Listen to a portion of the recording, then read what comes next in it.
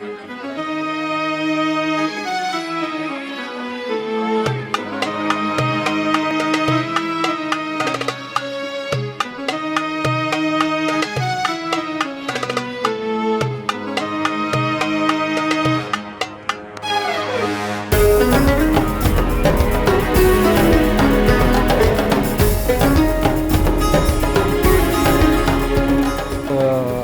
حرف اللي موجود هون على الحيط مهيب.